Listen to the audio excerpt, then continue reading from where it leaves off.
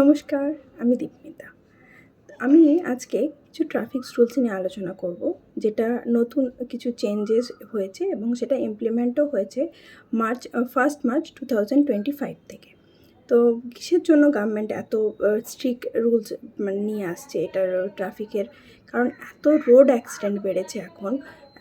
In fact এমন মাইনররাও এখন গাড়ি ড্রাইভ করছেন উইদাউট লাইসেন্স। তো সেই জন্য গভর্নমেন্ট এগুলোতে কিছু স্ট্রিক্ট ডিসিশান নিয়েছেন, আর সেটা ইমপ্লিমেন্টও করেছেন। তো জিনিসটা কি? ফার্স্টে ধরুন, কোনো মাইনর যদি আপনার ড্রাইভ করে এবং সে যদি অ্যাক্সিডেন্ট করে, তাহলে আগে ফাইন ছিল মাত্র 2500 টাকা। সেটা এখন বেড়ে গিয়ে হয়েছে 25,000 টাকা, আর 3 ইয়ার্সের জেল।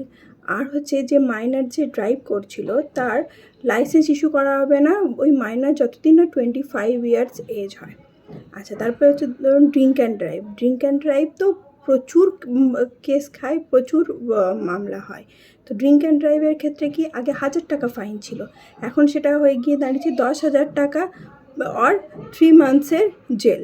আর যদি এটা রিপিটেড কেউ করতে থাকে, রিপিটেডলি ধরুন ধরা পড়ছে, তার কিন্তু 15,000 টাকা ফাইন আর 6 মান্থসের জেল, ইমপ্রিজনমেন্ট। আচ্ছা, আরেকটা ধরুন হেলমেট। এই হেলমেট হচ্ছে একটা জাস্ট লাইফ সেভিয়ার। গভর্নমেন্ট এটা নিয়ে এটা তো আমাদের নিজেদেরই অ্যাওয়্যার থাকার কথা, কিন্তু আমরা অনেক সময় হই না। কিন্তু এটা একটা, এই হেলমেটটা পরাটা যে কতটা লাইফ সেভার আপনি বিশ্বাসই করবেন না।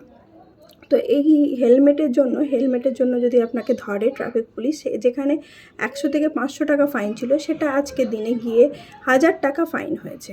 আশা করি এই ছোটো লিগ্যাল টিপসগুলো আপনাদের কাজে লাগবে। অবশ্যই আমার সাথে থাকবেন, আমার চ্যানেলটাকে সাবস্ক্রাইব করবেন। নমস্কার।